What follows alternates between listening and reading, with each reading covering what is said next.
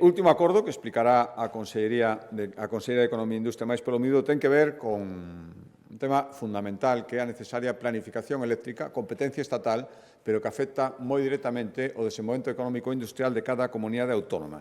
Galicia necesita infraestructuras eléctricas modernas e adaptadas ao noso tecido industrial, o actual e tamén o crecemento que prevemos no futuro. Agora mesmo hai máis dunha dúcia de proxectos estratégicos que siguen pendentes, non teñen asegurada, a día de hoxe, a cobertura das súas necesidades en materia de abastecemento e potencia enerxética.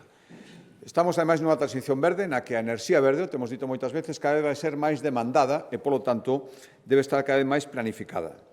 Non é de recibo que volvamos a ver como unha nova discriminación a hora de planificar, acabamos de ver nas asignacións que nos fai o Goberno central respecto ás melloras previstas na rede eléctrica para o período 25-30. Por tanto, hoxe o que acordamos, explicará a conselleira, é presentar alegacións á proposta que coñecimos do Ministerio para a nova planificación eléctrica 2025-2030, que apenas reserva menos dun 3%, un 2,7-2,8%, do investimento total que pensan facer a nivel nacional non chega ao 3% para Galicia. É dicir, dos máis de 13.122 millóns previstos nesta planificación, solo 367 serían para Galicia e deles solo 215 para novas actuacións. Decía que, aparte de outras necesidades, hai máis dunha dúcia de proxectos declarados estratégicos pola Xunta de Galicia, con creación de centos de postos de traballo, que deberían ser atendidos e que, dende logo, non poderán serlo con esta planificación.